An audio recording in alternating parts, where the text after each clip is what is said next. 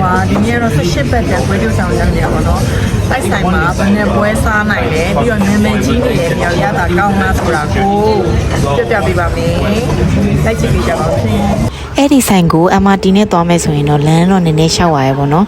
ဒါပေမဲ့နေဘူးတွေကနေရှောက်ရတာမဟုတ်ဘူးနော်အပေါ်ကနေပြီးတော့လမ်းအေးဆေးရှောက်ပြီးတော့ Google Map မှာထောက်ပြီးတော့သွားရင်အဆင်ပြေပါတယ်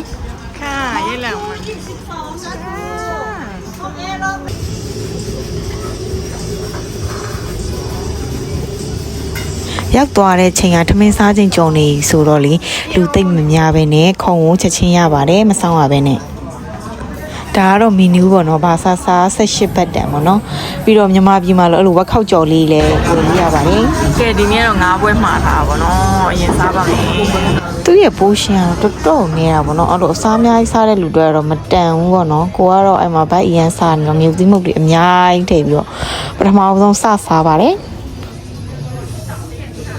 သူ့ရဲ့မီနူးတွေကအဲ့လိုအရေးရယ်အတုပ်ရယ်ပေါ့နော်အဲ့ဒါအောင်မှာအမဲသားလုံးဝတ်သားလုံးဆိုပြီးတော့အဲ့လိုမျိုးကလီစာဆိုပြီးတော့အဲ့လိုမျိုးမီနူးလေးပေါ့နော်ခွဲထားတယ်အကောင်လုံးကတော့18ဘတ်တန်ပဲအရေးကိုတော့ပိုကြိုက်တယ်အတုပ်ထက်ပေါ့နော်အရေးကိုပိုကြိုက်တဲ့လူဆိုတော့အဲ့မှာ3ဘွဲလောက်စားပြီးသွားတဲ့အခြေအနေဖြစ်နေပါပြီအမအစားသိပ်မစားတဲ့လူတွေဆိုတော့အဆင်ပြေတယ်ဒါပေမဲ့အဲ့လိုအစားအများကြီးစားတဲ့လူတွေဆိုရင်အဆင်မပြေဘူးဘာလို့လဲဆိုတော့တပွဲကိုနည်းနည်းလေး2လောက်စားလောက်ပဲပါဆိုတော့လေသိလား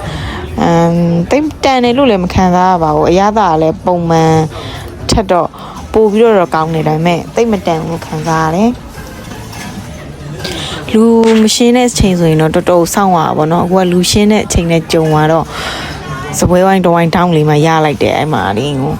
တော်တော်အဆင်ပြေတာပေါ့နော်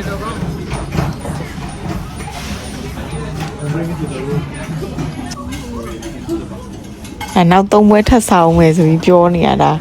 ဘယ်နှပွဲမြောက်လဲဒါ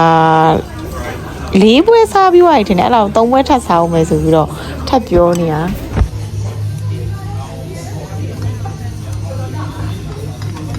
ထိုင်းမှာနာမည်ကြီးနေတဲ့18ဘတ်တန်စားခြင်းလို့လာစားပါတော့ဒီမှာ6ပွဲတယောက်တည်းနဲ့6ပွဲလောက်စားလိုက်တယ်ပေါ့နော်ကိုအိမ်နာမှာဘတ်60တန်တပွဲစားရင်တော်တော်ဘိုက်ပြနေတဲ့ဟာကိုဒီမှာပေါ့နော်လာစားကောင်းတော့ကောင်းပါတယ်နောက်ဆုံးထိကြည့်ပေးတဲ့အတွက်အရင်ကျေးဇူးတင်ပါတယ်ဘိုင်းဘိုင်း